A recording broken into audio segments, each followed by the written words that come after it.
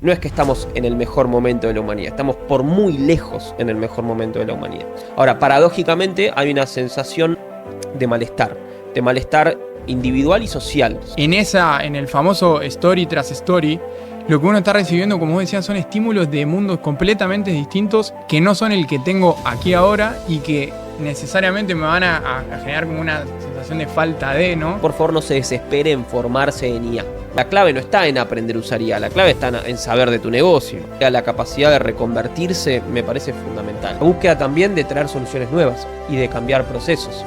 La curiosidad y la capacidad de autoaprender. O sea, estar todo el tiempo enfocado en un resultado como sociedad, que a veces algo que hablamos acá es el proceso, digamos. O sea, enfocarse un poco más en el proceso. ¿Crees que es importante para vos el poner tu conciencia, digamos, en ese proceso? Hay cosas que son más difíciles de formar, como por ejemplo las ganas, la voluntad, el hecho de ir a más, el hecho de querer aprender. En tu libro con Mateo lo llaman que estamos en un punto de ebullición.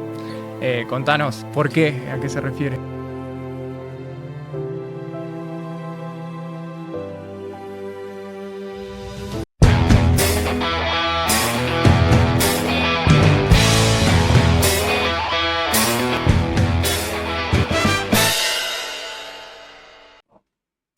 Hola Augusto, buen día, ¿cómo estás? Muy bien, gracias por la invitación. Gracias a vos por venir. Y bueno, para arrancar, quería romper el hielo llevándote a tu infancia y preguntándote ¿a qué jugabas cuando eras chico? ¿Recordás? Mira, mucho al fútbol desde muy chiquito y después me gustaba mucho leer. Pero si tengo que decirte un juego, mucho fútbol.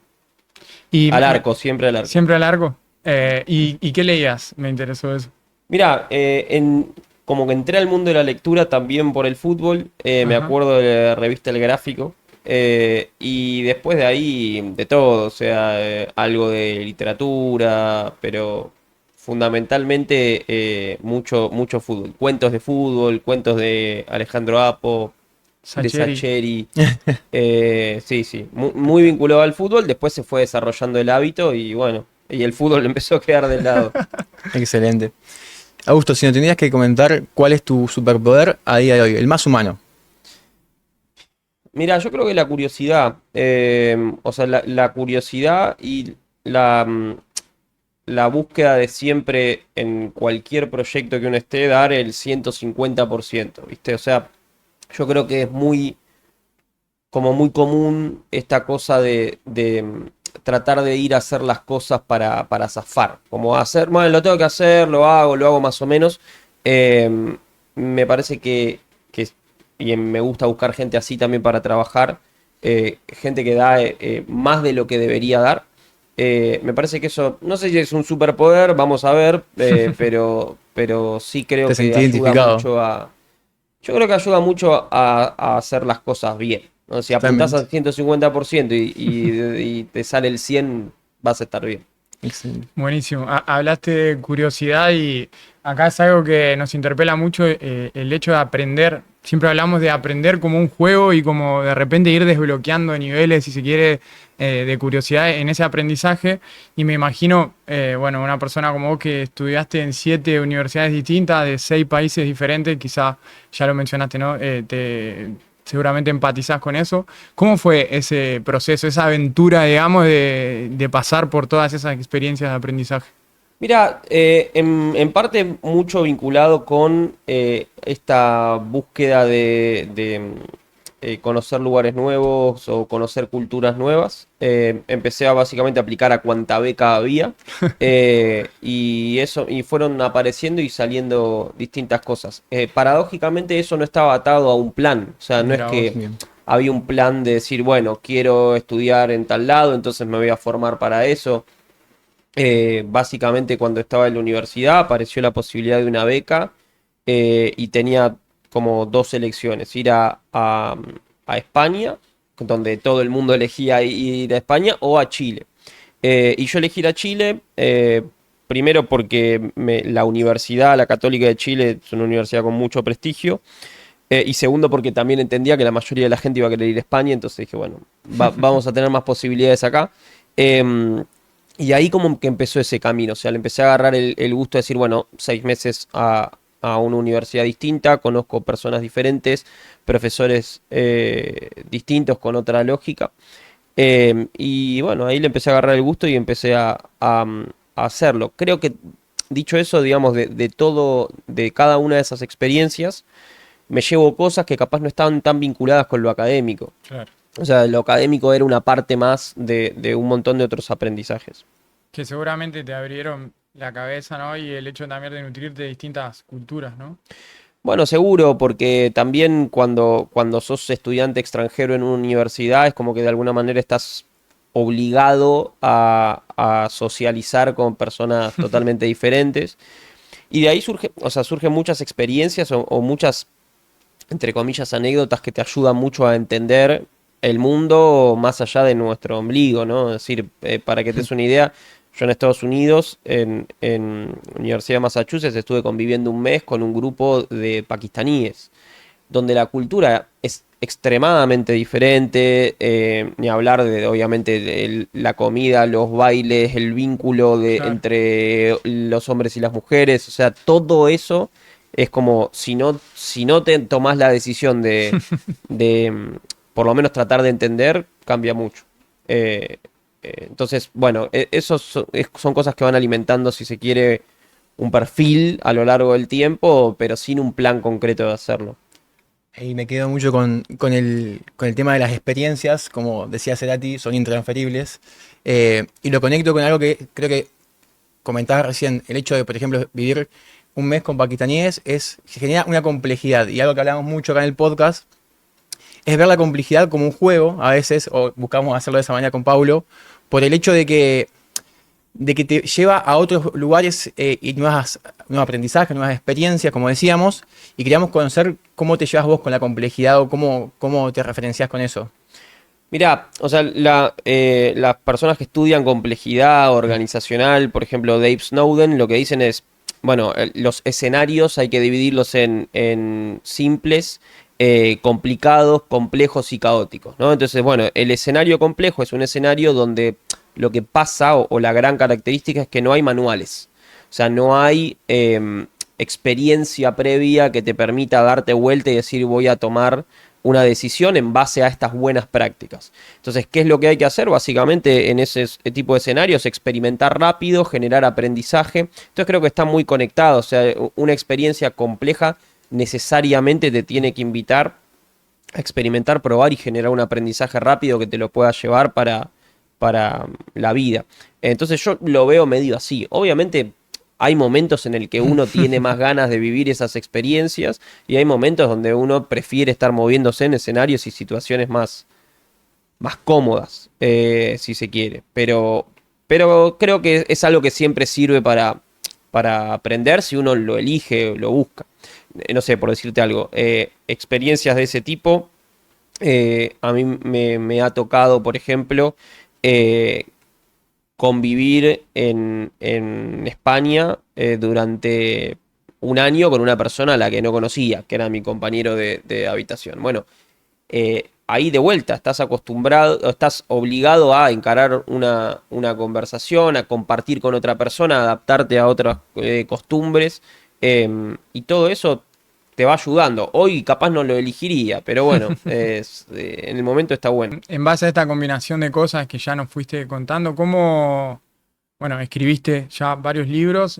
¿Cómo fue que se te dio por escribir? ¿Es algo que siempre tuviste claro como deseo? ¿Surgió? ¿Cómo fue? No, surgió, o sea, yo como tengo, si se quiere, dos etapas laborales en mi vida. O sea, la primera es muy académica, o sea, fui investigador con ISET, tuve como un proceso de desarrollo más académico hasta los, no sé, Ujú. 26 años más o menos. Y ahí ejercitas mucho el hábito de escribir porque básicamente es lo que haces, investigar y escribir. Ujú. Em, Siempre tuve como la búsqueda o la idea o la noción de que la escritura académica o el hábito de escritura académica es una sobrecomplejización innecesaria de la realidad muchas veces. Entonces siempre me peleé contra eso y traté de llevarlo mucho más hacia el lado más amigable, ¿no? Más sencillo, más allá de la complejidad del tema en que estuviera tratando. Y después también operando la casualidad, o sea, en 2000, creo que 18-19, a mi hermano viene una editorial y le dice, queremos que escribas un libro sobre tu vida. Mi hermano con mucho criterio le dice, flaco, tengo 19 años, no puedo escribir un libro sobre mi vida, pero creo que podría escribir un libro sobre tecnología si me ayudara mi hermano, ¿no? Entonces, ahí como tuvimos de vuelta, medio de casualidad y medio por invitación de Mateo, esa posibilidad de decir, bueno, vamos a escribir algo, y se dio muy bien. Después por un tiempo hice algunos, con amigos fundamentalmente, algunos ejercicios de ghostwriting también, o sea, de escribir para otras personas. Y bueno, después ya es algo medio que se fue dando, pero creo que combina estas dos cosas, o sea, la experiencia académica de estar obligado a escribir y la intuición de esto así no sirve para nada, necesitamos hacerlo más entendible o más digerible. Espectacular. Hablando un poco de complejidad y un poco de escritura y conectándolos, hay un libro tuyo que se llama La Era del Malestar. Queríamos que nos cuentes un poco cuál es la problemática central que planteas en ese libro. Mirá, principalmente surge de una paradoja o de una contradicción, que es que a pesar de que objetivamente, o sea, en términos materiales, estamos viviendo el mejor momento de la humanidad, en términos de las variables que la humanidad toma como las variables, digamos, referencia para evaluar si un país, por ejemplo, en un país se vive bien o se vive mal. ¿Cuáles son, básicamente? O sea, nivel de pobreza, de desnutrición, expectativa de vida, violencia, tasa de homicidio, digo, todas esas variables objetivas que los organismos internacionales, etcétera, toman como las variables para medir si un país está bien o mal. Bueno, si nosotros las miramos todas y las analizamos, no es que estamos en el mejor momento de la humanidad, estamos por muy lejos en el mejor momento de la humanidad. O sea, la expectativa de vida en los últimos 150 años se multiplicó por 2,5. Digo, cualquiera de los bisabuelos o tatarabuelos nuestros, a mí me gusta a veces hacer un ejercicio que no está tan bueno, pero preguntémonos todos nosotros si hubiéramos vivido hace 300 años, si estaríamos vivos. Por ejemplo, yo soy 7 mesino, no estaría vivo. Cualquiera que haya tenido apendicitis no estaría vivo. Y entonces así podríamos empezar a darnos cuenta de que estamos viviendo en un momento donde las condiciones materiales de vida son objetivamente mejores que en otras épocas de la historia. Ahora, paradójicamente, hay una sensación muy difundida y cada vez más, especialmente en las últimas 2 décadas, década y media, de malestar individual y social. O sea, generalmente lo vemos más desde el punto de vista individual, pero también desde el punto de vista colectivo. O sea, descontento con las instituciones, cosa que venimos viendo hace 20 años por lo menos, está el descontento con las instituciones democráticas, por ejemplo, descontento con las instituciones vinculadas al mundo del trabajo, y después malestar individual, o sea, todos los síntomas vinculados con ansiedad, con depresión, con estrés, que no me meto ahí desde el punto de vista clínico, pero sí son patologías que todos los estudios muestran que han crecido mucho en los últimos años. Entonces esa paradoja fue lo que me llevó un poco a escribir o a preguntarme por qué se estaba dando esa situación.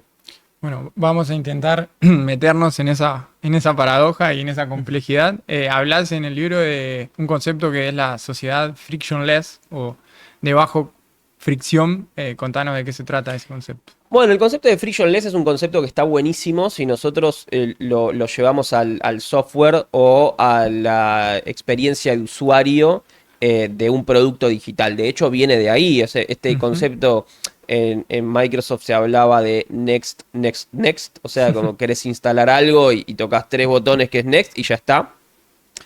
Querés pagar con algo en un local y no hace falta que tengas billetera, que tengas plata, que tengas nada. O sea, mirás a la pantalla de tu celular, no hace falta que te acuerdes la contraseña y podés pagar.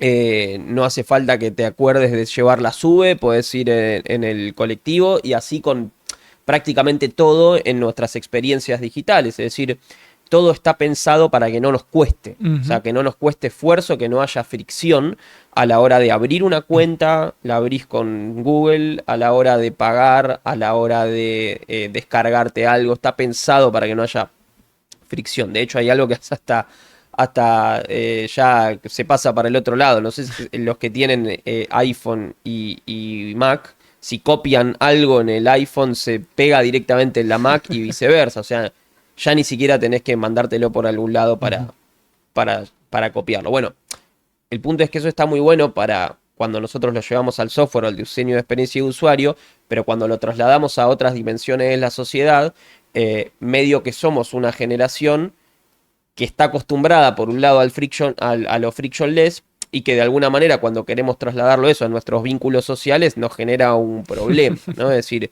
en el mundo del trabajo hay fricción, con un jefe vas a tener fricción, cuando vayas a la universidad y tengas una materia que no te sale, hay fricción, hay complejidad, hay molestia. Cuando vayas a convivir con alguien y vaya yéndose el enamoramiento inicial, te vas a dar cuenta que te molesta, que deje las cosas tiradas y demás, y así hay fricción permanente en la vida en sociedad. Entonces, ese concepto de frictionless un poco nos lleva a tratar de eliminar o descartar esa complejidad o esa fricción que es natural a la vida cotidiana y obviamente nos genera un malestar. Y que por otro lado también va generando una suerte de, bueno, no quiero enfrentarme a nada que me genere fricción, entonces me alejo de todas aquellas cosas que lo generan. Somos cada vez más hiperproductivos y buscamos, o sea, lo que comentaba ahí Augusto es ser más hiperproductivo, ser más eficiente en lo que estoy haciendo, tener más fácil, más rápido las cosas y trae todo este efecto, digamos, todo este problema a la sociedad que obviamente estamos todos al tanto y queríamos ver cómo podemos hacer para salir un poco de esa fricción del día a día, ¿no? Pero siempre estando presente. Creo que va por ese lado. Y relacionado con eso, hablábamos de que esta paradoja que vos planteabas, quizá en un escenario de hiperproductividad tenemos más tiempo libre y de repente caemos en ocupar ese tiempo en scrollear y scrollear en redes sociales y nos atrapamos en ese mundo de las redes sociales. Bueno, ¿qué efecto genera eso también, no? En el marco de lo que venimos hablando. Bueno, de alguna manera yo creo que hay, primero, muchísima oferta de entre comillas, llamémoslo entretenimiento, digamos, cada vez más oferta de entretenimiento. Si ustedes, o sea, cualquiera de nuestra generación que más o menos se acuerde, y ahora hay toda una movida de nostálgica de los 90, el hecho de ver una película, por ejemplo, significaba ir a un videoclub, elegir la película, tenías una sola opción, y hoy hay gente que pasa mucho más tiempo eligiendo la película en Netflix hasta que la encuentra, y después pone la película en por dos o quiere llegar hasta el final más rápido, porque hay básicamente un inventario ilimitado de entretenimiento, ¿no? Entonces, en ese sentido, yo creo que se confunde mucho el entretenimiento con el ocio. Nosotros decimos, bueno, me voy a ahorrar 10 minutos para llegar a tal lado porque fui mucho más rápido en el auto y le gané al Waze, pero después eso lo traducís en estar scrolleando esos 10 minutos. Y decís, che, ¿aprendiste algo? ¿Te sumó para algo? ¿O simplemente lo que buscaste fue apagar el cerebro, recibir una serie de estímulos que no son del todo positivos, digamos, para nuestra capacidad cognitiva? Y bueno, creo que va mucho más por ese lado. Ahora, hay una industria generada alrededor de ese entretenimiento medio vacío que es realmente muy peligrosa y que la sociedad lo ha absorbido de forma muy responsable en los últimos 20 años, ¿no? Y las consecuencias las estamos empezando a ver ahora. Eso no quiere decir, bueno, no hay que eliminar las redes sociales o hay que no usar las redes sociales, pero sí encararlo desde un punto de vista mucho más responsable, especialmente con los más chicos. Inclusive ahí, bueno, esta semana particularmente, no sé cuándo la gente estará escuchando esto, pero esta semana hablábamos detrás de cámara que se dio un hecho histórico, ¿no? El primer fallo de la justicia estadounidense contra Meta, Google, grandes tecnológicas, por haber demostrado que hubo influencia en una niña, en un adolescente, en generar un comportamiento adictivo y generar justamente sentimientos de malestar. que probablemente esto siente un precedente, porque sobre todo lo interesante es que ahí se pone, o lo que se juzgó fue el diseño que tiene ¿no? el sistema para generarte ese comportamiento adictivo.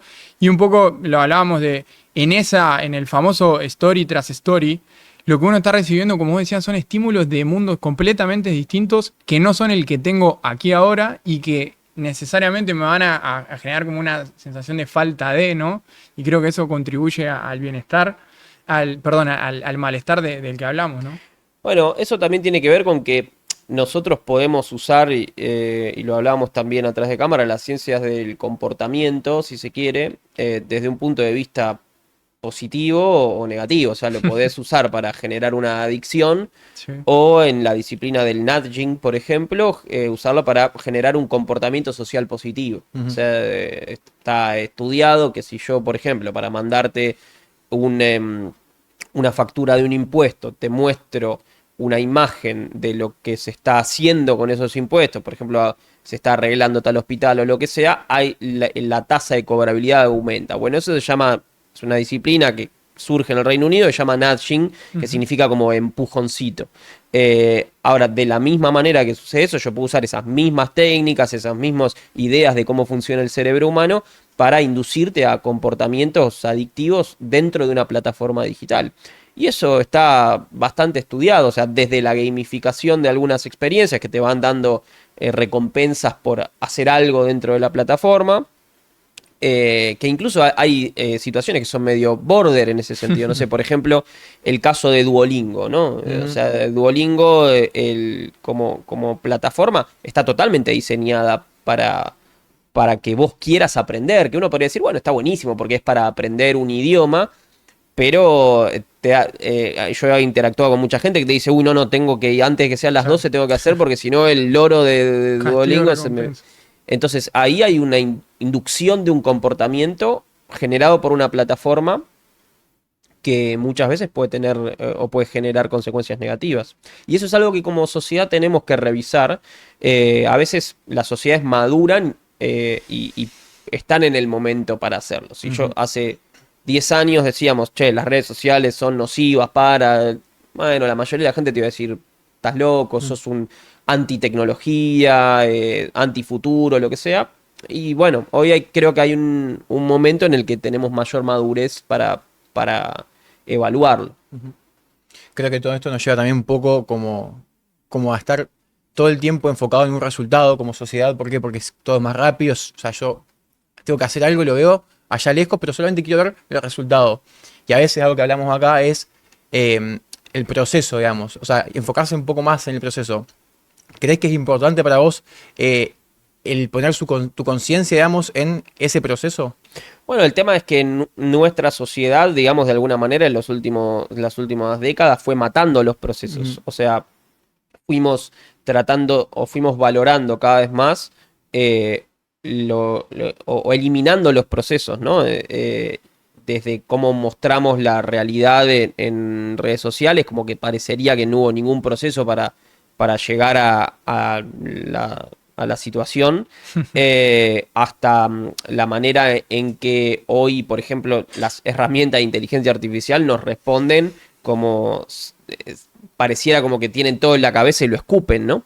Entonces, de alguna manera somos una sociedad que con esta lógica frictionless fue matando, descartando los procesos, donde buscamos el resultado cada vez más rápido, el resultado, digamos, cada vez con menos esfuerzo.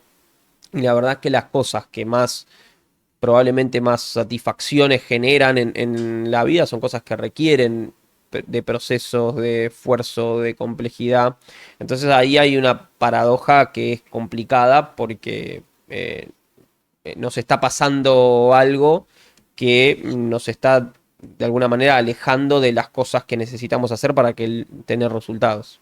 Totalmente. Ahí agrego algo que a mí me gusta mucho, creo que también a Pablo también, es el hecho de disfrutar el proceso. Más allá de enfocarse en el proceso, está buenísimo, pero algo que nos gusta decir o nos gusta estar consciente es disfrutarlo realmente. O sea, ser consciente de, ok, yo tengo que llegar a aquel resultado, sí, pero ¿qué está pasando ahora? ¿Qué está sucediendo en ese proceso? ¿Y cómo lo voy a disfrutar para que me pueda llevar a ese resultado que tal vez pueda o no llegar? No se sabe todavía, ¿no?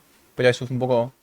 Sin duda, sí. Y de también, digo, es el concepto de nudging, es partir ese resultado final en microacciones y el hecho de hacer cada acción, que ese sea la razón de ser, ¿no? Ujú. Como parte del proceso. Y una cosa que también mencionás en el libro es que todo este escenario social y la influencia de las redes hace que construyamos avatars, ¿no? Como identidades hacia afuera. Eso me pareció fantástico. Sí, yo creo que también eso es parte de una generación de uso de redes sociales que quizás con el tiempo eso va cambiando o se va acomodando, ¿no? Pero hay una identidad muchas veces muy performativa, muy hacia afuera, que uno va mostrando, que va construyendo a nivel redes sociales, que después obviamente termina impactando en cómo nos percibe todo el resto y cómo se percibe la realidad. Obviamente es muy raro que ahora capaz que un poco más y las cosas van cambiando, ¿no? Pero que alguien suba la comida que se le quemó a Instagram, ¿no? Es decir, probablemente va a subir la que salió bárbaro o la que justo fuiste a un restaurante y te emplataron perfectamente. Em, Cuando uno, por ejemplo, se ve los influencers de cocina, ¿no? Decís, che, que voy a hacerte la receta en un minuto fácil de este pollo al no sé qué.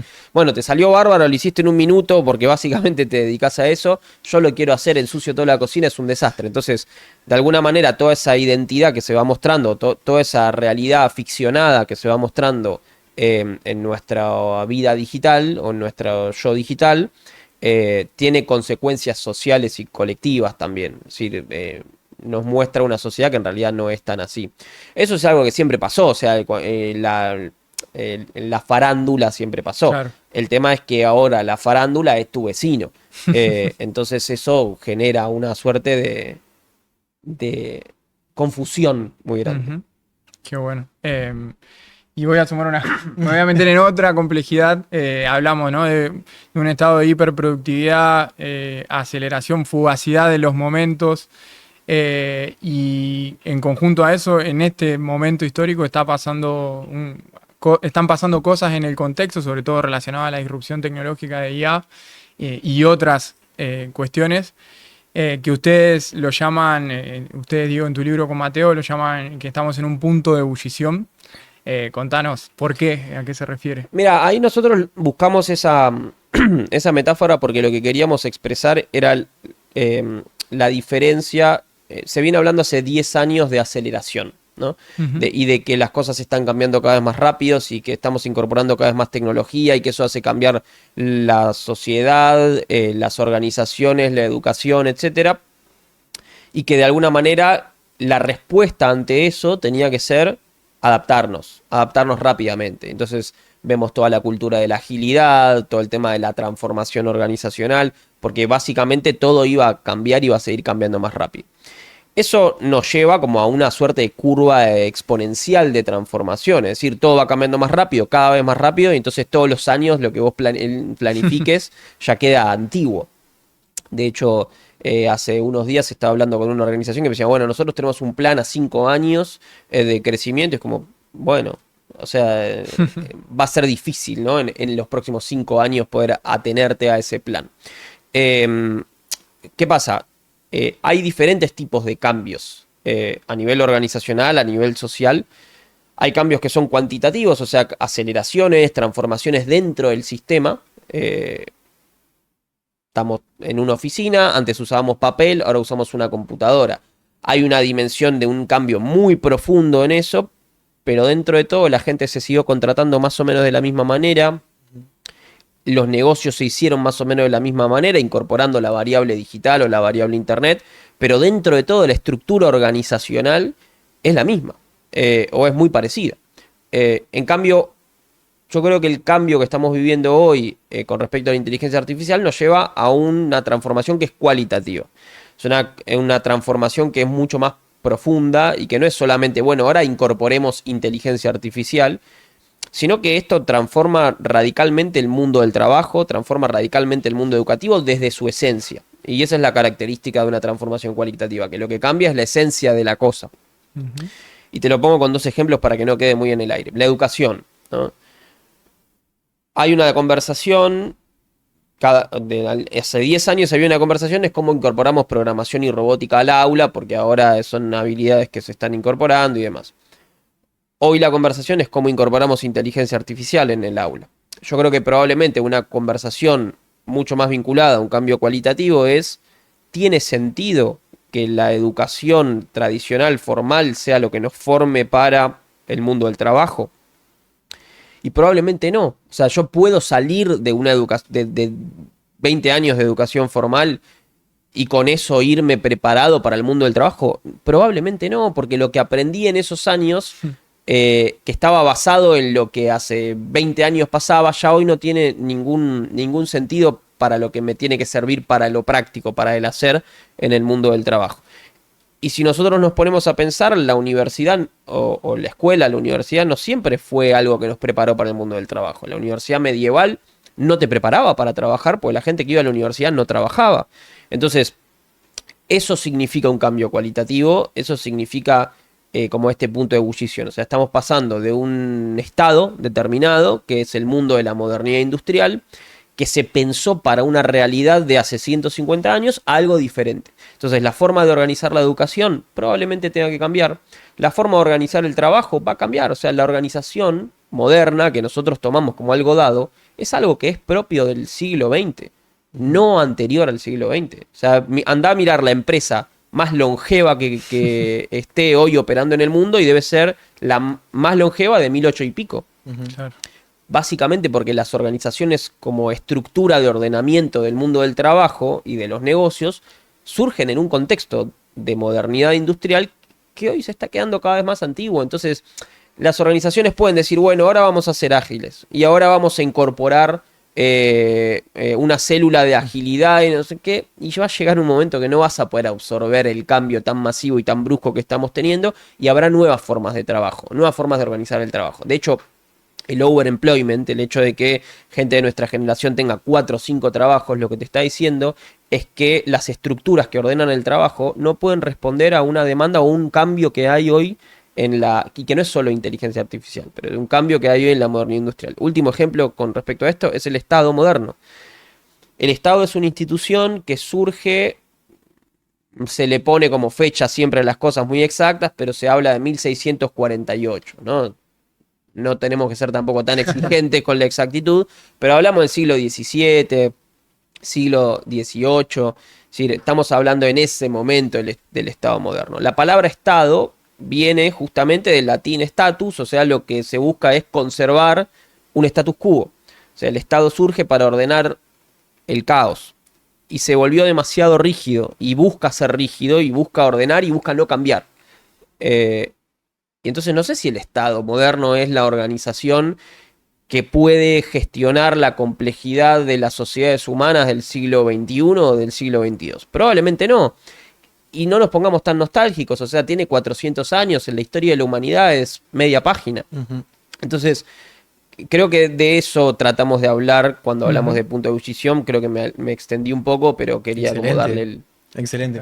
Ese punto de ebullición, entonces, ¿qué efectos crees que tienen en las personas como individuos? Bueno, primero un efecto de una gran incertidumbre. Es decir, cuando nosotros pasamos, y esto lo hemos visto en todas las revoluciones industriales y en todos estos cambios de estado que hemos vivido, o sea, el paso de la sociedad feudal medieval a la sociedad moderna es súper traumático en la historia de la humanidad, porque cambia la forma de trabajar y aparecen si se quiere, personas medio de ficción que son los luditas, pero que son estas personas que atacaban a las máquinas en la época de la primera revolución industrial, porque cambia la forma de organizarnos políticamente y hay toda una serie de guerras y conflictos bélicos para la gestación, digamos, de ese Estado moderno. Y porque los seres humanos básicamente no nos gusta cambiar, o sea, estamos biológicamente concebidos y preparados para no cambiar y no transformarnos. Mirá, hay Nuestra Señora de París, que es como el libro de Víctor Hugo, la novela de Víctor Hugo que da origen a esta idea del jorobado de Notre Dame, es escrita en esa plena segunda revolución industrial, primera segunda revolución industrial, 1840. Y Víctor Hugo la ambienta en la época donde surge los tipos móviles, la imprenta. Y en esa novela hay un personaje que es un librero que básicamente está quejándose de la imprenta. Y dice, se queja de la imprenta, se queja de los jóvenes, se queja de la modernidad que había surgido en 1450.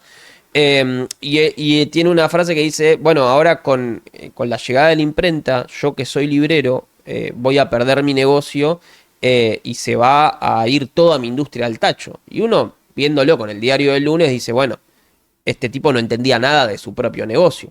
Pero básicamente él estaba acostumbrado a hacer las cosas de una manera. O sea, ser librero implicaba tener un grupo de personas que estaban yendo por el mundo buscando manuscritos, tener copistas que lo traducían a mano o lo escribían a mano, encuadernaciones muy caras y venderlo carísimo.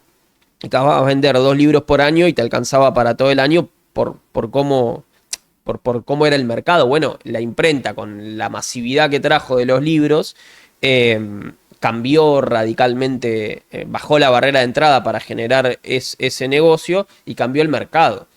Y no es que se iba a morir de hambre el librero, todo lo contrario, pero quería seguir haciendo las cosas como lo hacía antes. Llevarlo a la actualidad, el tema de hoy, cualquier persona que pueda alquilar un lugar como este y tener un rato para hacer un podcast, hacer un contenido muy interesante. Y un canal de televisión probablemente dice, bueno, esto es la muerte de los canales de televisión. Y bueno, cambia la industria del entretenimiento. Entonces creo que las consecuencias son principalmente eso, o sea, una gran incertidumbre, un momento de mucha transformación muy rápido y un malestar asociado también a esa incertidumbre. Bueno, espectacular y un poco, a ver, combinando, hablamos de organizaciones que se aceleraron y siguen acelerándose y que están en un proceso en el que la transformación empieza a cambiar de modo, ¿no? Más cualitativo que cuantitativo, de incertidumbre en las personas, y hablaste de que esto, hoy hablaste de los 4 tipos de sistemas y uno de ellos es hablaste del complejo, pero está el caótico, ¿no? Que mencionan ahí que toda esta situación tiende a generar cada vez que los sistemas vayan yendo hacia un estado de caos. ¿Cómo se navega o cómo se intenta navegar? Y obviamente esto es un proceso de descubrimiento, como estamos hablando, pero ¿qué ustedes están viendo al respecto de, bueno, cómo navegar eso? Primero, si querés contar qué es un sistema caótico y cómo navegarlo. Bueno, te lo llevo primero al ámbito de la complejidad, ¿no? O sea, en las situaciones complejas, como decíamos antes, lo que tenemos que tratar de hacer es experimentar rápido y generar aprendizaje. Ahora, vamos al mundo de la organización. Cualquier organización moderna. ¿Están preparadas las organizaciones para experimentar? Hay una cultura de la experimentación. ¿Qué implica una cultura de la experimentación? Bueno, implica de movida tener método para experimentar. Total. Que es básicamente el método científico. O sea, observar, hacerme preguntas, generar hipótesis, hacer una experimentación, generar un aprendizaje y entonces ahí a partir de eso volver a observar. Bueno, las organizaciones modernas no están pensadas para hacer eso. Anda a un directorio de un banco y decirle, che, ¿sabes qué? Vamos ahora a experimentar haciendo una implementación de inteligencia artificial, vamos a medir resultados, si sale mal está buenísimo porque vamos a aprender y a partir... Te mata. No va a suceder. Claro, el problema con eso, o la ventaja que tenemos ahora, es que hoy podemos experimentar mucho más rápido. Uh-huh. ¿Por qué? Porque básicamente hoy hacer un MVP de un producto digital lo tenés en 1 semana y media. Y te sale muy barato. Antes, hace 5 años, te estabas 6 meses para hacer un MVP y salía carísimo. Entonces, no podías experimentar tanto. Bueno, hoy podés. La tecnología cambió rápido. Lo que no cambia tan rápido, lo que es mucho más difícil de cambiar es esa mentalidad, especialmente de quien hoy está arriba. Claro. O sea, del director de una organización, de un equipo directivo. Primero porque para llegar hasta ahí tuvo que hacer todo un camino y una carrera basándose en esa mentalidad. Segundo, porque tiene mucho que perder. O sea, cuanto más arriba estás, más tenés que perder. O sea, a quien más le va a pegar el pasante que entra y dice, che, vamos a experimentar. Sí, dale, qué lindo, pero vos no tenés que ganar. Vos no te dan el bono si salen las cosas bien y no tenés que mantener una familia, etcétera, ¿no? Entonces, hoy hay mucho en ese escenario, el hecho de, bueno, sabemos que tenemos que experimentar, el problema es que es muy difícil implementar esa teoría en la práctica de las organizaciones. Y probablemente las que no lo puedan hacer se van a quedar atrás muy rápido. Y llevado a otro ámbito, quizás un ámbito más de lo caótico, a mí me gusta mucho un pensador que es Nassim Taleb, que escribió, bueno, es famoso por escribir El Cisne Negro, pero tiene bastantes otros materiales, generalmente todos rondando sobre el mismo tema, que es el concepto de la incertidumbre, ¿no? Entonces él dice, bueno, en las situaciones de incertidumbre tenemos que desarrollar la capacidad de ser antifrágiles. Y él desarrolla este concepto de antifragilidad que es, bueno, lo contrario a frágil, en realidad, lo frágil es aquello que se perjudica del caos. O sea, si esto fuera un jarrón y acá hay un terremoto, el jarrón se cae y se rompe porque es frágil. Lo antifrágil no es lo robusto, que es que ante el caos no le pasa nada, sino que es aquello que se beneficia del caos. Entonces lo que tenemos que tratar de desarrollar cada vez más a nivel individual y a nivel organizacional es ser justamente ese tipo de personas o organizaciones que se benefician de estas situaciones caóticas, o sea, de que encuentran un beneficio, que encuentran resultados en estos contextos. Eso requiere actuar rápido. Siempre actuar rápido, que es parte de lo que me preguntabas, bueno, en un dominio complejo, ¿qué es lo que se hace? Caótico, ¿qué es lo que se hace? Actuar rápido, actuar lo más rápido posible e ir generando conocimiento, pero actuar rápido. O sea vos mañana se cae, digamos, un sistema que está alimentando eléctricamente a todo el país, no vamos a ir a pensar en las buenas prácticas, hay que actuar y hay que solucionarlo. Si estás pilotando un avión y se está cayendo, tenés que actuar, no te vas a poner a revisar un manual. Bueno, creo que eso es lo que pasa en las situaciones caóticas y no somos mucho una sociedad acostumbrada al actuar rápido. No está dentro del manual de buenas prácticas. Actuar, confiar en tu instinto, por ejemplo. Hay una película que está buenísima, que está ahora en Prime Video, que se llama Mercy, Sin Piedad. No importa, no la voy a hacer larga, pero básicamente es de una persona que discute con un sistema de inteligencia artificial y parte de la discusión es yo tengo instinto y mi instinto me hace mejor que vos, que tenés acceso a todo el conocimiento del mundo, ¿no? La importancia del instinto para tomar decisiones y para experimentar, ¿no? Justamente. Y ahí hablábamos de, ok, situación caótica, incertidumbre, experimentar, desarrollar antifragilidad, ¿no? Este concepto en que mejoro con el caos. Puede ser que ahí surjan nuevos, digo, una nueva realidad que tiene nuevos indicadores de éxito o cómo podemos encontrar en esa situación los indicadores para validar si lo que estamos haciendo bien, lo que estamos haciendo está bien o no, ¿no? Bueno, yo creo que hay que aprender o hay que volver mucho de vuelta al método científico, a la experimentación, a la metodología de la experimentación. O sea, está lleno de indicadores ahí. Y te lo llevo a cualquier situación organizacional. Experimentar significa medir. Y hoy tenemos la posibilidad de medir prácticamente todo. Ahora, en las organizaciones no se viene, se viene haciendo una performance de la medición. Un KPI generalmente es una performance de una medición de algo. O sea, que ponemos para poder más o menos ver que estamos haciendo las cosas bien, ¿no? Pero la realidad es que la medición verdadera se da cuando vos podés experimentar, podés medir y podés contrastar lo que está sucediendo. Entonces, yo no sé si en las organizaciones hoy tomamos muchas definiciones en base a los datos. Te diría que son las menos. Incluso contradiciendo a los datos tomamos decisiones.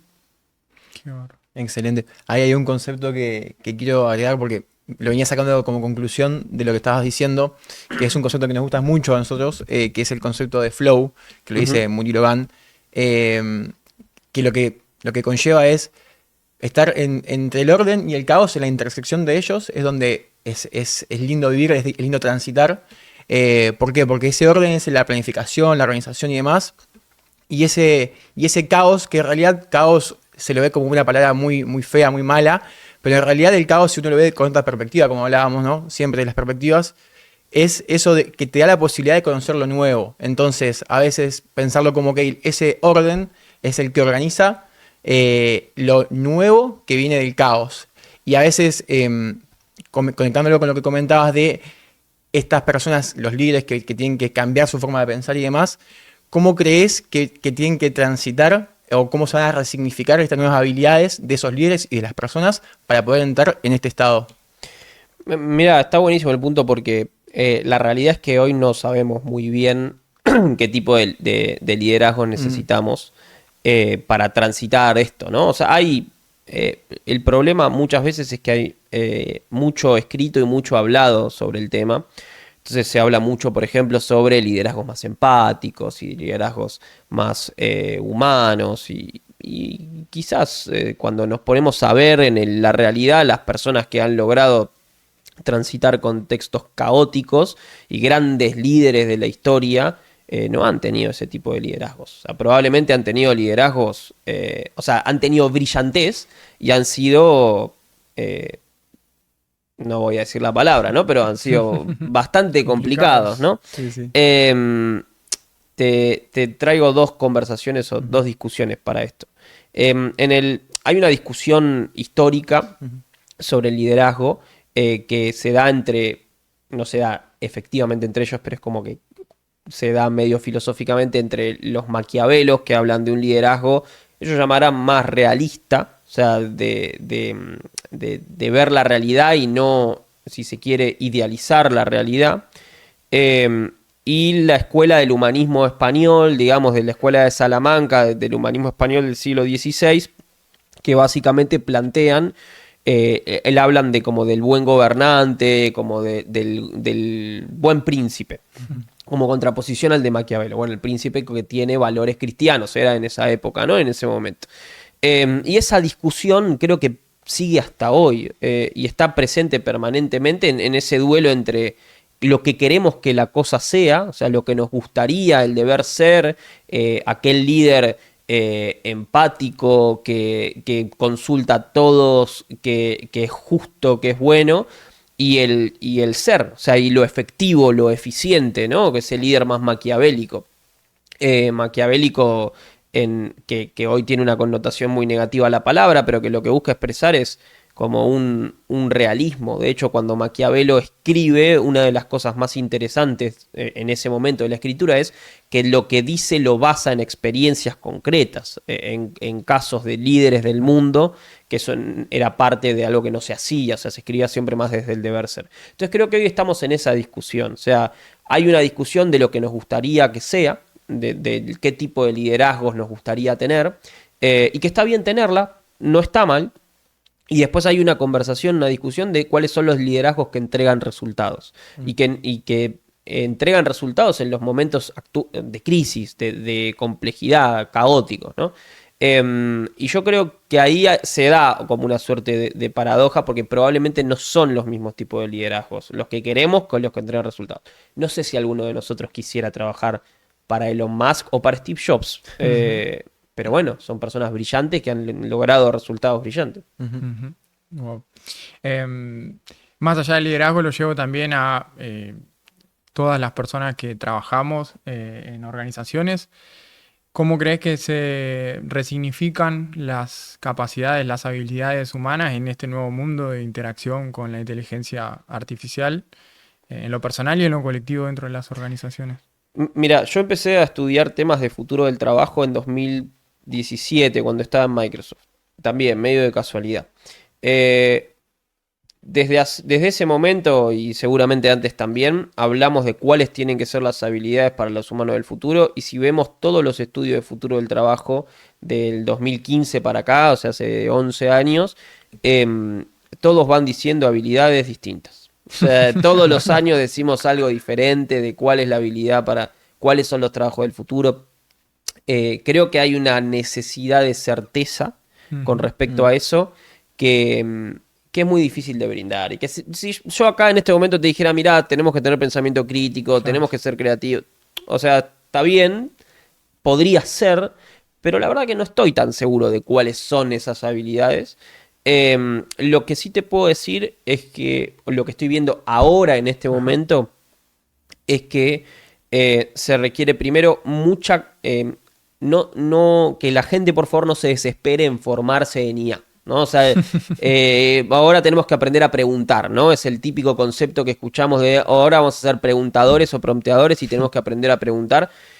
Yo creo que las personas que sepan usar inteligencia artificial, que no es tampoco tan difícil, o sea, en términos de cómo usarlo y demás, pero que sepan mucho de lo que hacen, de su negocio, de su trabajo, van a tener un nivel muy alto a la media, ¿no? Porque, pero la clave no está en aprender a usar IA, la clave está en saber de tu negocio. Y eso cuenta para cualquier industria, para cualquier trabajo. Entonces, te diría, primero, la búsqueda de la capacidad de reconvertirse me parece fundamental. O sea, si vos querés seguir haciendo el mismo trabajo que hacías hace 2, 3 años, de la misma manera, estás afuera. O sea, estás afuera del mundo del trabajo. Porque necesariamente eso va a cambiar. La búsqueda también de traer soluciones nuevas y de cambiar procesos. La curiosidad y la capacidad de autoaprender. O sea, no podemos esperar a que nos traigan un curso de cómo hacer las cosas diferentes. Yo veo hoy muchas carreras de licenciado en inteligencia artificial, sea lo que sea que eso significa. No es hacer un curso, usaría. Es aprender, o sea, tenés un montón de recursos para aprenderlo sin hacer una carrera de eso. Entonces, creo que esa capacidad de autoaprender, la capacidad de transformar nuestros procesos, de no querer hacer siempre lo mismo, son las cosas que probablemente más se van a valorar. Y hablemos del cortísimo plazo, porque para adelante no tengo idea. Hay una inquietud que a nosotros nos interpela, que es algo de lo que habla bastante Santi Bilinsky, y usted también lo menciona en el libro, que es esto que decía, alguien que conoce mucho de su negocio, que incorpora inteligencia artificial y expande sus capacidades fuertemente, y la brecha que se empieza o que se puede generar con un perfil quizá más junior que no tiene ese conocimiento del negocio justamente porque no tiene experiencia y que antes quizá en un modelo tradicional como parte de la incorporación y la interacción con un senior se iba creciendo en conocimiento y ahora quizá el senior con IA puede no necesitar... entonces se empieza a generar una brecha para sobre todo los perfiles que empiezan a aparecer. ¿Cómo lo ves? ¿Qué reflexión haces? Mira, hay algunas personas que hablan de que se rompió la escalera de crecimiento organizacional, ¿no? Eso es una visión, o sea, hay una visión que es efectivamente vamos hacia un mundo laboral sin juniors, entonces ahí hay una pregunta que es bueno, y entonces, primero, ¿qué van a hacer las personas que están saliendo de la universidad o del colegio ahora? Y segundo, ¿quién va a formar a los seniors o cómo se van a formar los seniors del día de mañana, ¿no? Porque... por ahora los seres humanos tenemos fecha de caducidad biológica. Entonces alguien va a tener que reemplazar a estos seniors.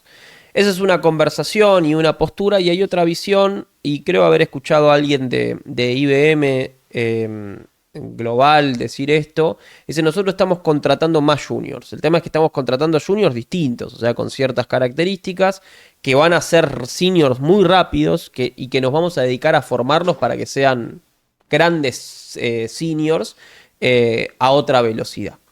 Yo creo que un poco están las decisiones que se vayan tomando en los próximos años. Yo ahí lo que te diría es, hay cosas que son más difíciles de formar, como por ejemplo las ganas, la voluntad, el hecho de ir a más, el hecho de querer aprender. Hay cosas actitudinales que son más difíciles de formar y después sobre el negocio uno aprende, sobre cómo usaría uno aprende. Entonces creo que está la moneda en el aire con eso. Lo vi que tomó agua, así que voy a hacer otra pregunta incómoda relacionada también, ¿no? a inquietudes sociales que se están dando. Obviamente que toda revolución tecnológica trajo crecimiento y desarrollo para la sociedad. Pero a su vez también, y sobre todo en las últimas, llámese sobre todo en la revolución financiera de Wall Street y el hecho de los mercados financieros, acelerado después con las plataformas digitales y un poco la monopolización de las grandes tecnológicas de la atención, que es la moneda de valor, por lo menos hasta hoy. Y ahora acelerado con la IA, esos desarrollos tecnológicos generan crecimiento, pero quizá muy polarizado en una parte de la sociedad y tienden a aumentar las desigualdades sociales. Digo, ¿qué reflexión haces sobre esto y el impacto particularmente de la IA y quizás si hay un camino o un lugar hacia donde podemos utilizarla en función de cerrar esa brecha, ¿no? Bueno, viste cuando hablábamos en su momento de las que estamos objetivamente en casi todas las variables en el mejor momento de la humanidad, probablemente la variable que peor performa es la igualdad, digamos, o la desigualdad, si se quiere, que se puede medir muy objetivamente, ¿no? El tema es que hace 300 años capaz no importaba tanto, Claro. porque porque el 98% de la población mundial vivía en condiciones de extrema pobreza, entonces es como que sí, los reyes son muy ricos, ¿no? Claro. Pero el problema hoy es que, resuelto ese tema, la desigualdad es un tema muy importante. Y además que la desigualdad ha aumentado mucho en los últimos 50, 60 años. Entonces estábamos acostumbrados generalmente a sociedades en el occidente democrático, ¿no? Sociedades europeas, Estados Unidos y algunas sociedades del sur de Sudamérica. O sea, estamos hablando de Chile, Argentina y Uruguay, no mucho más.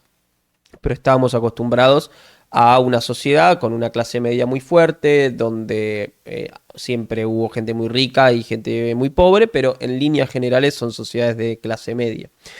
Hoy esa brecha se está rompiendo, hay sociedades que están mucho más acostumbradas a eso. Latinoamérica es una región extremadamente desigual, y hay sociedades en las que eso afecta mucho, ¿no? Y afecta cada vez más. Fundamentalmente sociedades europeas y fundamentalmente Estados Unidos. Estamos viendo como muchos problemas sociales derivados de esa desigualdad. Y sin duda la inteligencia artificial o cualquier revolución tecnológica va a seguir profundizando esos esquemas de desigualdad, por lo que ahí si se quiere, la solución, entre comillas, es necesariamente política. Es decir, tenemos que tomar decisiones sociales, o sea, ya no pensemos en la política como esta discusión entre partidos y demás, como las decisiones que tomamos para ordenar y organizar nuestra sociedad, que se viene haciendo hace 10.000 años. ¿Qué decisiones queremos tomar con respecto a esto? O sea, ¿qué tipo de sociedad queremos vivir? ¿Queremos vivir en una sociedad más igualitaria? ¿Queremos vivir en una sociedad donde haya gente muy muy rica y gente muy muy pobre? ¿Queremos ir hacia un modelo donde haya un ingreso básico universal para todas las personas, derivado del aumento enorme de la productividad que genera la robotización? ¿O queremos ir a una sociedad donde cada uno aproveche sus capacidades individuales al máximo y que el que le vaya bien genial y el que no tanto? No hay una respuesta ahí o sea, algo que está bien y está mal ahí. Probablemente lo que hay es en la conversación sobre qué nos gustaría, a dónde nos gustaría vivir. Hay un concepto de filosofía política que es el velo de la ignorancia, que es que si vos, cuando estés a punto de nacer, tenés un velo de la ignorancia sobre dónde vas a nacer y cuál va a ser tu vida, tenés que elegir en qué sociedad preferís nacer. ¿Preferís nacer en una sociedad como la India, donde tenés un porcentaje muy bajo de posibilidades de ser extremadamente rico y un porcentaje muy alto de probabilidades de ser muy pobre? ¿O querés nacer en una sociedad como la sueca, donde no vas a ser ni muy rico ni vas a ser muy pobre, probablemente vas a caer en algo en el medio? ¿Qué elegirías? Bueno, la mayoría de la gente tiende a decir en la sociedad sueca, ¿no? Es decir, no quiero jugarme las probabilidades. Entonces eso como es si se quiere, una idea de, bueno, quizás entonces tendríamos que desarrollar sociedades más parecidas a ese tipo de sociedades, que serían las más justas para vivir. No sé si hay una respuesta correcta para eso. Lo que sí te digo que uno de los grandes problemas de la sociedad que nos toca vivir hoy es la desigualdad. Llevado a esto de la desigualdad que justo comentábamos, me acuerdo de la entrevista anterior con Martín Cerrillo, en la cual traía a colación dos temas que dijo. Uno es respecto a la inteligencia artificial, entender que hoy somos 8.000 millones a nivel mundial, en el cual vos para utilizar la inteligencia artificial necesitas dos cosas fundamentales, luz y necesitas un acceso a internet básico. Ya ahí tenemos que dejar a la mitad del globo afuera de esto, desgraciadamente. Y solo de esa cantidad que queda dentro, de esa posibilidad, solo el 5% está usando la inteligencia artificial de los niveles gratis y solo el 1% está usándola a niveles más pro, en este caso el paquete pro. Y otra cosa que comentaba es que algo que a él le interpela mucho es el tema de cómo vamos a desarrollar, por ejemplo, en el ámbito educativo, cómo vamos a generar estos nuevos diseños, y vos lo comentabas al principio y yo te lo estaba por preguntar, dije vamos a dejarlo un poquito más para adelante, de cómo podemos, o tenías alguna idea, algún consejo, algún conocimiento acerca de cómo podemos rediseñar esa educación que sabemos que está atrasada y que se necesita avanzar para poder darle a los chicos de hoy en día una mejora, o sea, un mejor futuro respecto a lo que se van a enfrentar a medida que vayan creciendo, ¿no?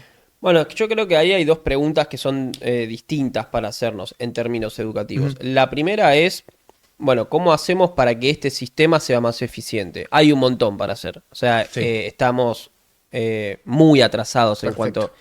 y te lo llevo a algo muy concreto, que es, vos hoy tenés contenido personalizado en tu mano, en el teléfono, para... te aparece lo que vos tenés ganas de ver. Y esa personalización que está cuando abrís el diario, cuando abrís hasta un juego online, no está en la educación. Entonces, tenés mucho para crecer en términos de aplicar estas tecnologías para mejorar los resultados de aprendizaje. O sea, entendiendo el perfil de aprendizaje de una persona y personalizando la experiencia educativa, gamificando las experiencias educativas, haciendo que aprender sea más atractivo. Hay un montón para hacer ahí, mejorando este sistema. Después hay otra pregunta que es más de mediano plazo, que es, este sistema, entendido como vos te formás para trabajar, o sea, generás conocimientos y habilidades que te tienen que servir para el mundo del trabajo y para vivir en sociedad en la educación tradicional, ese sistema funciona, está bien, te tiene que formar en algo en específico, o tenemos que ir hacia algo diferente. O sea, tener la escuela, por ejemplo, como un espacio de socialización, de personas que si no estarían todo el día con el teléfono, como un espacio sin pantallas, de socialización, de juego, donde no esté tanto el foco en generar y adquirir conocimiento enciclopédico, sino más bien formar en una manera de pensar. Probablemente vamos a ir más hacia ahí, o la conversación al mediano plazo sea ir más hacia ahí. Y después estarán las personas, de vuelta, el librero de lo que conversábamos antes, la persona muy aferrada al status quo que va a decir, no, pero tiene que aprender derivadas. Y yo qué sé yo si tiene que aprender derivadas un chico, o sea, en el colegio. Probablemente esta lógica muy interesante de para qué me va a servir tal cosa, tenemos que empezar a romperla un poco. Hay un profesor italiano que se llama Nuccio Ordine que habla de la utilidad de lo inútil. Entonces él dice, hay cosas, vivimos en una sociedad extremadamente utilitaria donde todo se pregunta para qué le va a servir tal cosa, y en realidad quizás hay cosas que no sirven concretamente para nada, pero que son fundamentales en el desarrollo de la humanidad. La filosofía, por ejemplo, la capacidad de hacernos preguntas trascendentales y tener un espacio de canalización y socialización para esas preguntas, que capaz que a alguien le importa mucho más que una derivada, que es que nos morimos y qué pasa, ¿no? Entonces, yo creo que probablemente la educación va a avanzar más hacia ese lugar, y después en el medio hay un montón de cosas que mejorar hoy de este sistema que tenemos hoy. Excelente. Muy bueno. Vuelvo también ahí, no buscamos respuestas, sino más bien reflexiones. Esta misma pregunta que aplicó para el sistema educativo y mencionaba respecto a las instituciones políticas en términos de espacio de toma de decisiones sociales, hacia dónde pensás, sentís que va y cómo puede ser también, cómo podemos rediseñar la forma en que se toman esas decisiones. Mirá, yo creo que hay un doble, también ahí, como un doble problema, un doble dilema. O sea, vos tenés, por un lado, que los problemas que atañen a las sociedades contemporáneas, llámalo si querés, regulación de la inteligencia artificial y plataformas digitales, cambio climático, y traslado, si se quiere, o transformación de la humanidad a una especie multiplanetaria, digamos, llamarlo como tres grandes verticales, no pueden resolverse desde el dispositivo Estado moderno. O sea, Claro. vos necesitas entidades supranacionales que puedan resolver eso. Eso no sé si vamos a ir a un gran gobierno mundial, eso fue una hipótesis durante el siglo XX muy fuerte, esta lógica de tiene que haber alguien por arriba de las voluntades de los estados nacionales, medio que, al menos aunando voluntades y objetivos. Esa es una conversación. Y paralelamente a esa conversación tenés la hiperatomización cada vez más territorial y tenés discusiones en Cataluña, tenés discusiones en el norte de Italia de fragmentación y de atomización, una valoración cada vez más fuerte de lo local frente a esta globalización de la sociedad. Y tenés cada vez una atomización a nivel individual cada vez más grande, más profunda, es decir, donde cada uno quiere ser el dueño de su propio terruño y no Claro. vivir más en una lógica social. Entonces, como que de alguna manera combinar esas dos tensiones de hay problemas que hay que resolverlos colaborando en conjunto a nivel global y hay deseos o voluntades de ir hacia una hiperindividualización de la sociedad. Yo creo que entre esas dos mundos vamos a tener que resolver cuál es el ordenamiento social que se viene, y no hay una respuesta clara para eso. Generalmente esos transformaciones de ordenamiento social son traumáticas, son complejas, a lo largo de toda la historia de la humanidad implicaron conflictos bélicos. No sé si hoy van a implicar eso, pero generalmente han sido situaciones complejas y traumáticas. Totalmente. Hablando de lo complejo y lo traumático, sabemos que hoy en día muchas personas están abrumadas con todo este contexto. Creo que con toda esta charla lo hemos ido identificando. Y creo que hay algo que con Pablo siempre hablamos, que es la forma de rescatarnos a nosotros mismos desde ahí, es la conciencia, porque al final del día, y algo que comentamos es que la conciencia es poner atención a dónde estoy poniendo atención, básicamente. Y creemos que la atención es el arma más valiosa que tenemos nosotros en el día a día. ¿Qué opinas al respecto sobre la conciencia y cómo la llevas vos en tu día a día? Mirá, yo creo que hoy la atención, que recién lo mencionabas, es como un bien muy preciado que no estamos sabiendo administrar bien. O sea, nos está haciendo muy difícil administrarlo. No sé si hay una palabra, o sea, si es bien, pero administrarlo de forma tal que nos genere bienestar, si se quiere. Y muchas veces estos dispositivos tecnológicos de los que venimos hablando lo que hacen es sacarnos a como un estado por fuera de nuestra conciencia, ¿no? O sea, ¿quién no le ha pasado estar capaz 1 hora, 2 horas scrolleando y después decir, che, ¿qué viste? ¿Qué te acordás de lo que viste? Ni idea, ¿viste? Bueno, yo creo que es esa necesidad de apagar el cerebro que muchas veces se da, es muy nociva para la vida en sociedad y muy nociva para el ser humano a nivel individual. Entonces, creo que está bueno valorar espacios donde se pueda estar presente, realmente presente, siendo conscientes, valga la redundancia, y siendo muy selectivos con a qué cosas le prestamos atención. Que de hecho, eso a veces como que, si yo te lo digo así, suena como a frase si se quiere, de libro de autoayuda, por decirlo de alguna manera, y que a veces uno se malinterpreta desde el punto de vista de no le voy a prestar atención a estas personas que... No, ¿a qué le prestamos atención en nuestro día a día realmente? ¿Le estás prestando atención a lo que estás haciendo o estás haciendo 4 cosas al mismo tiempo y no estás valorando o no estás haciendo en realidad ninguna, ¿no? Creo que va más por ahí.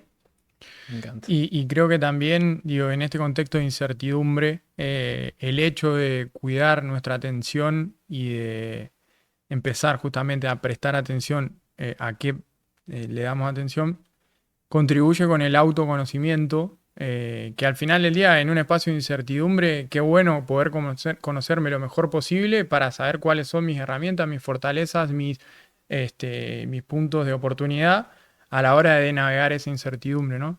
¿Cómo te llevas vos con el concepto del autoconocimiento en tu experiencia personal? No, a nivel personal me parece que es fundamental y entender ese autoconocimiento también desde entendiendo que uno vive en sociedad y que vos podés complementarte o debés en realidad complementarte con otras personas. Pero sí creo que siempre está muy bueno tener muy claro que todos nosotros somos buenos en algunas cosas y hay cosas que no se nos dan tan bien y eso a veces son elementos de la personalidad que es muy difícil de cambiar. Creo que lo hablábamos antes, o sea, en mi caso particularmente soy una persona que le disfruta de estar en muchas cosas al mismo tiempo, Ujú. de una actividad, si se quiere, muy, muy multitasking, por decirlo de alguna manera, y soy muy malo para el orden en un proceso, por ejemplo. Entonces, si uno es consciente de eso, yo creo que hay una conversación también. El CV es una de las grandes mentiras que uno tiene, porque es como el CV y la entrevista laboral, ¿viste? Son dos espacios tremendos, porque uno permanentemente trata de resaltar virtudes, y de hecho hay hasta consultores de carrera que te dicen, no, no, vos cuando te preguntan algo negativo sobre vos tenés que responder una virtud encubierta. ¿Quién puede ser tan idiota de hoy no darse cuenta de que eso es muy perjudicial para el Ujú. mundo laboral, ¿no? Pero bueno, el mundo de las organizaciones vive como en esa mentira muchas veces de performática que decíamos antes. Que yo creo que todo lo contrario. O sea, yo creo que valoro mucho más a alguien que me diga, mirá, yo para esto soy muy malo. De hecho, Nassim Taleb tiene un ejercicio que es el anti-CV. Ujú. Y yo en una época de la facultad se lo pedía a los alumnos, hagan su anti-CV. Porque si vos planteas, che, yo soy malo en esto, y esto creo que no lo voy a cambiar nunca, esto creo que lo podría mejorar, bueno, tenés algo para trabajar, ¿no? Tienes un Para plan de crecer. acción. Exacto. Yo valoraría mucho más a alguien que en una entrevista laboral me diga, che, yo te puedo agregar mucho valor acá, acá no. Ujú. Eh, Prefiero eso antes que alguien me diga, no, mi defecto es que soy muy responsable. Ujú. Pero bueno, eso implica el autoconocimiento y también la honestidad intelectual para exponerlo, digamos, y para creerlo uno mismo, ¿no? Total, genial. Encarando un poco la recta final, ahí en la mesa tenemos 4 cartas, de Ok, las cuales te vamos a pedir que saques 2 al azar bien. y que básicamente van a disparar distintas preguntas respecto a lo que te toque. Así que Saco sentate- dos así saque 2 al azar. random. Libre. Libre, libre. Esta y esta. A ver. A ver, una dice, ¿la leo? Sí. Sí. Una dice la foto que nadie tomó y la otra es elijo creer. Me gusta la frase, elijo creer. Yo soy de River. Buenísimo. Bueno, grandes resultados salieron de ahí. La primera, la foto que nadie tomó. Lo llevamos por el lado de que obviamente, hablábamos hoy, ¿no? Uno muestra en redes los platos bien servidos y las comidas que no se nos quemaron. Si pensás en algún momento o momentos de tu vida, obviamente te conocemos y conocemos de tus grandes éxitos. Digo, alguna foto que digas, y acá la verdad que nada, esto no salió en los diarios, pero que fue un gran aprendizaje o una experiencia en lo personal. No, qué sé yo, me imagino un montón de cosas. O sea, generalmente, como decíamos antes, siempre sale lo que sale bien, ¿no?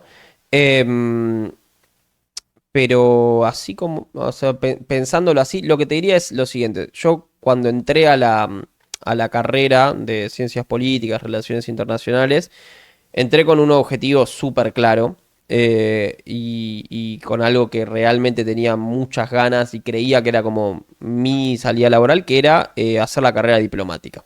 Ujú. En la carrera diplomática es algo bastante complejo, o sea, tenés que rendir toda una serie de exámenes, formarte muchísimo para eso, y después estás muchos años estudiando para después escalar distintas posiciones hasta idealmente llegar a ser embajador. Y tenía eso súper claro.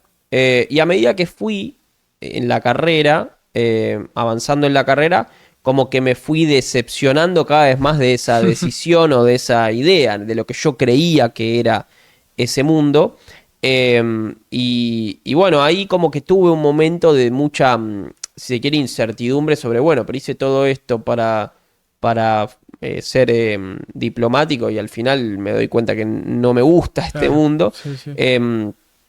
Y ahí, bueno, menos mal, ¿no? Pero en el momento se genera mucha incertidumbre. De hecho, creo que hay una pregunta muy mala que nos hacemos cuando vamos a elegir una carrera, si hay gente que del otro lado está en esa, es ¿cuál es la salida laboral? Yo creo que eso es lo peor que puedes hacer porque tomás muy malas decisiones a partir de eso. Eh, la carrera con más salida laboral hace 10 años era desarrollo de software, ¿no? Y hoy Ya ves. parece que no tanto.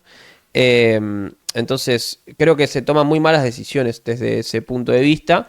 Y bueno, después, como la vida es mucho improvisar y mucho casualidad, ¿no? Terminé trabajando en tecnología, nada que ver. Pero bueno, puede ser esa la foto.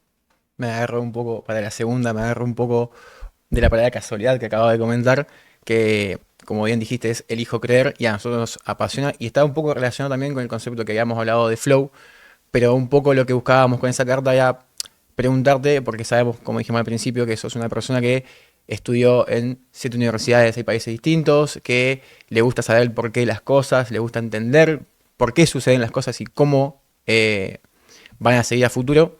Entonces queríamos preguntarte si hay algo en el cual vos elegís creer y dejás más librado a ese no azar, pero a ese caos que siempre hablamos y que te permitís el lujo de decir, ok, yo en esto elijo creer. Eh, Mirá, yo lo que te diría es, yo no, en los últimos 10 años, te diría, no tengo prácticamente nada planificado sobre mi relación con el trabajo, ¿no? O sea, mi mundo laboral. No es que, no, ni planes a 2, ni 3, ni a este año. Em, de ninguna manera me imaginaba que iba a estar trabajando en la industria de la inteligencia artificial Ujú. o haciendo consultoría con organizaciones. No, eso no surge de una planificación, surge más bien de vuelta de esta lógica de estar tratando siempre de dar el 150% y de la curiosidad de ir formándome y entendiendo hacia dónde puede estar yendo la cosa. Entonces es medio como un constante ese elijo creer. La única planificación concreta que tuve fue la que les contaba antes con la carrera Ujú. y no Y no salió muy funcionó. bien. Entonces después es mucho de... em, lo cual no quiere decir que no tenés que hacer planes para nada, ¿no? Ujú. Pero sí estar como abierto a que eso puede cambiar y está buenísimo. O sea, no pasa nada. Genial. Me tomo de ahí porque, bueno, hablaste hoy, hablamos del superpoder, curiosidad, de cuando eras chico y ya leyendo, ¿no? Digo, cuando uno explora tal vez ciertas cuestiones relacionadas a, que podríamos decir, tu esencia, ¿no? Después hoy se reflejan en un camino que eligiendo creer y que por ahí saltándose los planes que vos tenías te fueron llevando hacia un lugar que con sus matices entiendo que te gusta. Y hoy hay mucha gente, porque hay también una idea de romantizar el propósito, ¿no? Tener un propósito bueno. De repente nosotros acá pensamos, ¿no será que lo interesante de la búsqueda, si es que hay algo que uno pueda hacer, es buscar esa esencia, digo, conectar con eso que a uno realmente le vibra y a partir de ahí empiezan a surgir cosas que justamente no estaban planificadas? ¿Cómo lo ves? ¿Qué pensás? No, coincido un poco con lo que decías. Yo creo que eh, habrá gente que tiene súper claro cuál es su propósito y sus objetivos. Yo creo que no está mal no tenerlo.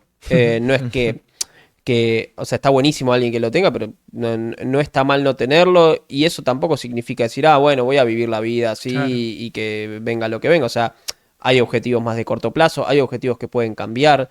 Y ese propósito no necesariamente tiene que estar traducido en algo laboral. O sea, alguien puede tener un propósito que es, che, yo quiero vivir lo más cómodo posible, conocer lo más que pueda y formar una familia. Y está buenísimo. Y eso no quiere decir que no tenés un propósito claro. No, no. Ujú. Entonces, lo que te diría es, todos esos conceptos, como el caso del propósito, eh, siempre y cuando no sea algo que hacemos tirado de los pelos porque escuchamos en algún lugar que había que hacerlo, está fantástico. Pero si no, no tiene que ser algo que nos desespere decir, uy, no sé cuál es mi propósito en la vida. Capaz que no venís con ningún propósito y lo vas armando, lo vas construyendo y está perfecto. Y a lo largo de tu vida, digo, relacionado con esto de la esencia, ¿no? Vos fuiste identificando, digo, en algún momento fuiste ganando seguridad en que, bueno, esto es lo que me gusta, la curiosidad o ir por acá. ¿Fue natural, digo, o fue una reflexión interna al respecto? Bueno, pero eso es storytelling en el fondo. Claro. O sea, uno lo va construyendo y va seleccionando algunos elementos particulares para decir, ah, bueno, esto es medio Claro. lo que soy yo, pero hay algunas cosas que capaz son naturales de una personalidad, como lo que te decía antes. O sea, no soy una persona ordenada en cuanto a procesos y me gusta capaz ver los problemas desde otra perspectiva. Me gusta, bueno, vos lo decías bien, o sea, me gusta entender las causas de por qué suceden las cosas, pero después hay una construcción que uno va haciendo y un storytelling y una narrativa de todo eso, que hay gente que lo puede hacer muy bien y cierra bárbaro y a veces no tanto. O sea, si yo si yo hubiera sido un poco mejor arquero, quizás hoy estaría jugando al fútbol y no hubiera estudiado y esa curiosidad capaz pasaba por otro lado o no sería un elemento destacado o que yo destacaría de mi personalidad, ¿no? Qué bárbaro. Totalmente. Para vos, Augusto, ¿qué es aquello que es esencial pero es invisible a los ojos? Uf, muy difícil la pregunta. Pero yo creo que aquello que tiene que ver con lo social, hay un punto importantísimo ahí que a veces no lo estamos viendo, no lo estamos valorando mucho. Tiene que ver con la vida en sociedad. O sea, que los seres humanos nos desarrollamos y digamos, alcanzamos el máximo de nuestro potencial compartiendo con otros. Y a veces lo damos por sentado, ¿no? Lo damos medio por hecho, pero en este momento de tanta individualización, quizás tendríamos que valorarlo un poco más. Muchísimas gracias. Muchas gracias. Un placer, Augusto. chicos. Un Un placer. placer Muchas tenerte. gracias.